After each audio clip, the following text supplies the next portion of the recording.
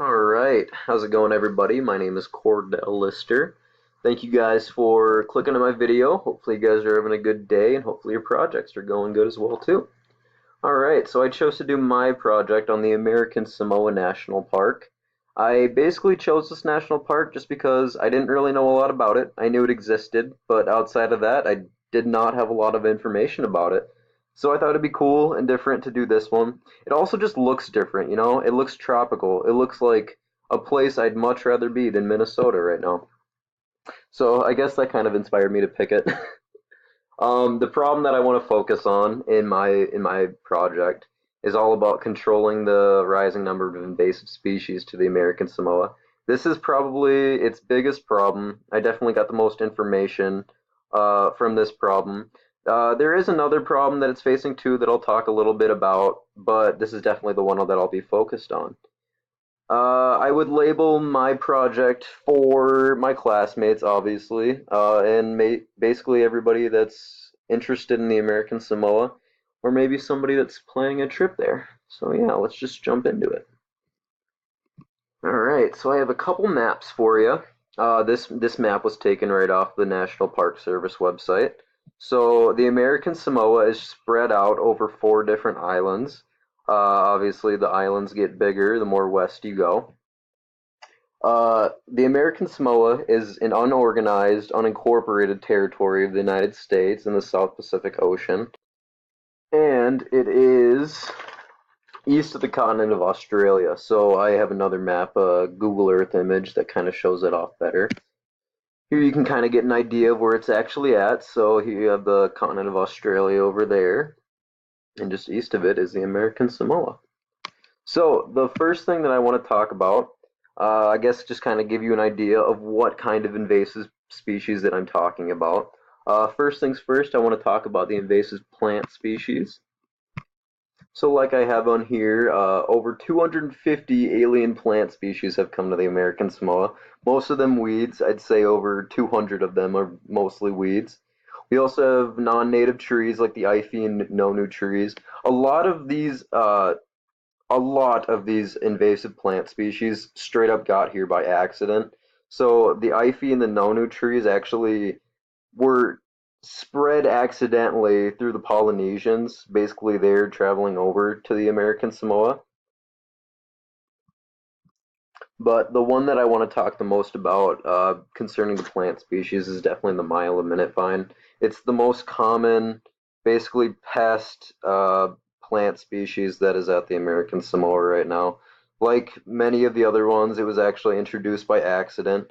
So the Mile a Minute vine was introduced or got spread sometime before I believe 1924.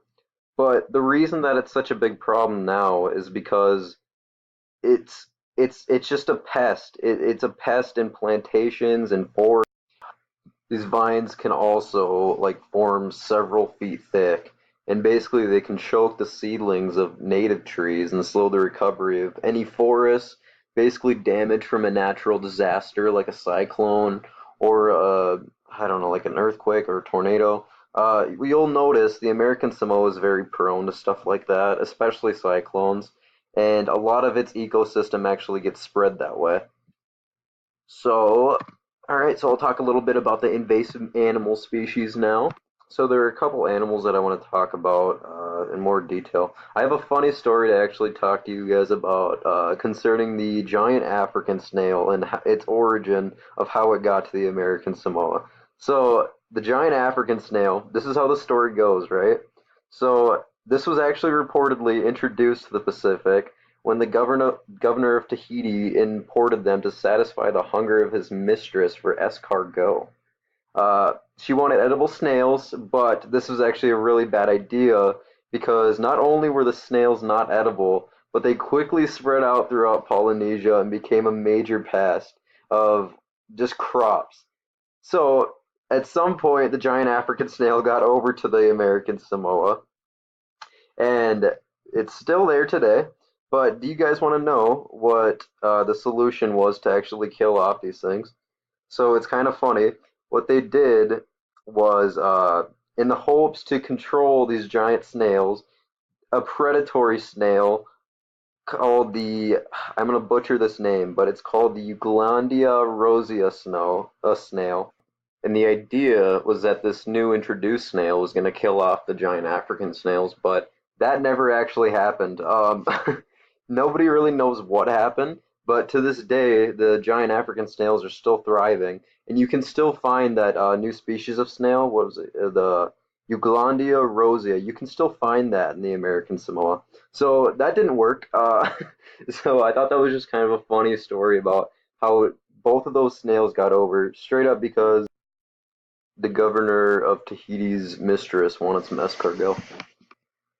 And we have other invasive animals such as birds. This is an invasive bird. This is a common myna. Um, Basically, two different types of invasive birds. Common mynas and jungle mynas are pretty common invasive birds in the American Samoa. We also have other animals like the cane toad. All right, so there's just to give you an idea of some of the invasive animals that came over.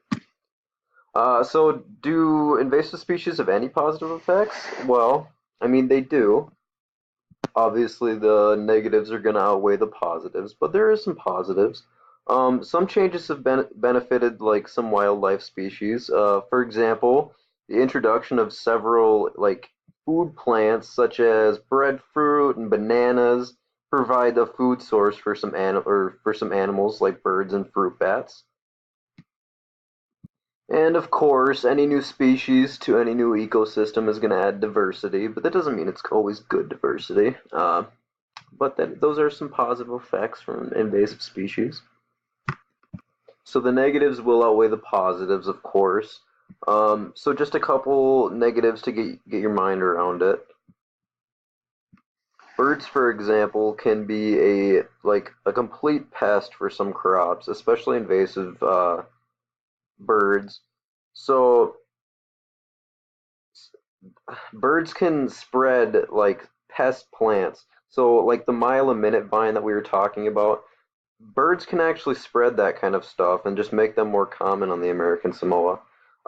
Non-native birds can also just drive out the native birds from where they were staying at. And really, I mean, non-native birds can spread diseases that attack native birds. So a lot of the negative effects that non-native birds give us are basically just negative effects that are happening to the birds that are already there. This is a bird that's already there. I just like the look of it. It's a kingfisher. This is already a native bird of the American Samoa. It's not a non-native bird. So this is what's being threatened by all those non-native birds. And like we talked about already too, just the problems with the plants, like the mile a minute vine that we already talked about already. Like, all right, so most importantly, what's being done to control it?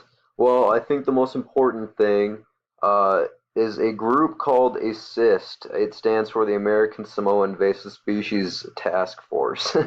uh, it includes researchers, management specialists, and just concerned citizens. Basically, what this group does, it increases public awareness of the invasive species. They improve communication with themselves and the people that live in the American Samoa. They coordinate management efforts on invasive species, so they're kind of the people that like basically control and move new species. All right, now we'll switch to some of the geology of the American Samoa. And it's really a lush environment. It's got everything from rainforest to volcanoes. I'll just get into it. So here's a couple things. The American Samoa, I thought this was kind of interesting. It's the only National Park Service unit of south of the equator. So that's kind of interesting. I mean, it's probably the farthest national park that's still a United States territory. Um, so it's comprised of four separate islands, like I've talked about. Each is harboring rainforests, steep terrain, diverse coral communities, lagoons, and beaches. So it's a really diverse place. Um, so coral reefs are a big part of it. I'll get more into that though. So I have another two. The park includes approximately 7,970 acres of rainforest, 2,550 acres of coral reefs, and a strong Samoan culture component. This is all true. So I'm gonna absolutely butcher the names of the four different islands here, but so I'm just gonna try it. All right. So we got the Tutuila, Ofu, Olosega, and Tayu, I believe. So here's Tutula. This is the most populated island of the American Samoa. It's also where the National Park Service headquarters is at. Um, so just to give you an idea, so the islands of the American Samoa rise thousands of feet from the Pacific Ocean floor as a series of broad shield volcanoes. And as we've learned in this class, these volcanoes formed as the Pacific plate that this is on went over a hot spot that was in the Earth. So this debris that hardened into stuff like tuff, um, basically all the volcanism that created these islands is done now. These are not active volcanoes anymore. However, though, that doesn't mean that they won't ever become active again, because the location that the American Samoa is at is actually kind of it's a complex setting because it's near the junction of the Pacific and Australian plates, which means that basically volcanoes may become active again someday, but it's really just a matter of waiting. I will add too that this chain of islands is pretty young. They've only formed within the last few million years, so it's still an evolving process over there. So I will talk a little bit about the coral reef situation happening in the Samoa right now. Earlier in the video, I did talk about how there's another big issue going on in the Samoa outside of the invasive species happening, and it's the coral reef situation. It's all about global warming and basically the global warming's effect on what's happening in the reefs. So the reefs in the Samoa are actually being studied right now because a few species of the reefs there can actually withstand extreme temperatures. So they're good to study for that way.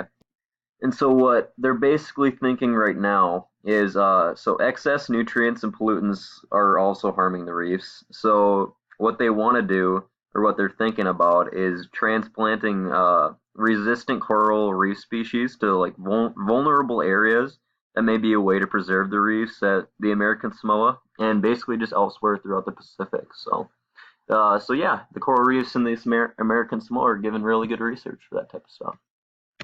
So that was basically it. That's all I really have to talk about. I'm not incredibly proud of everything I had in here, but I still think it's a solid project. And thank you guys for watching.